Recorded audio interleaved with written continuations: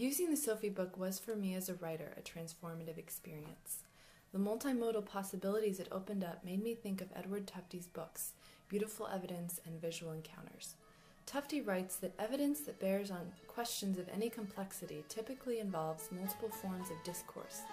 Evidence is evidence, whether words, numbers, images, diagrams, still or moving. He goes on to explain, science and art have in common intense seeing, the wide-eyed observing that generates empirical information. Beautiful Evidence is about how seeing turns into showing, how empirical observations turn into explanations and evidence.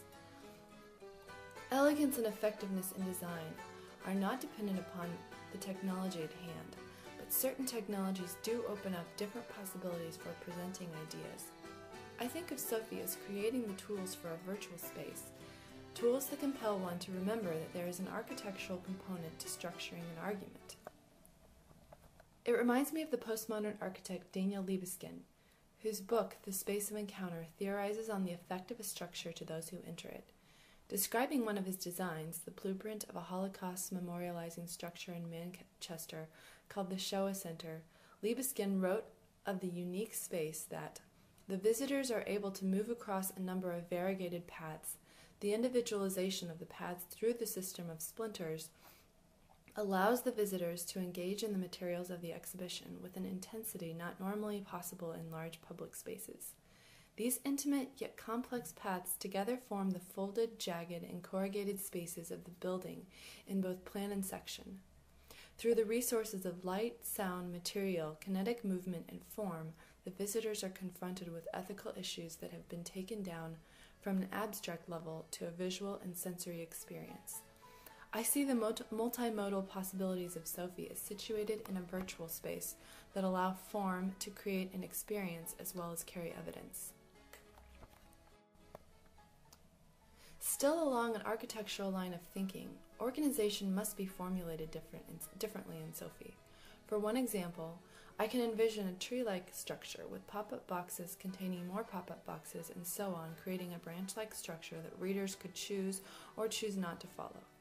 There are other possible organizational structures that I'd like to try someday.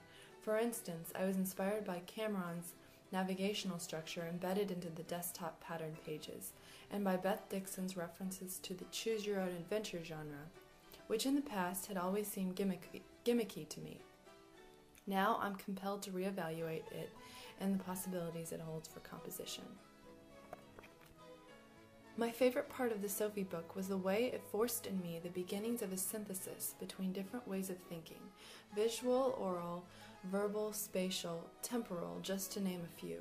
Of course, it seemed like a program whose ambitions have exceeded its current programming, though on the whole I find it amazingly user-friendly for open-source software with so many capabilities. But technology is out there already, I think, that has the capability to realize those ambitions to a great degree. I hope they will put out a version that contains some of the fine-tuned precision of Adobe Creative Suite products.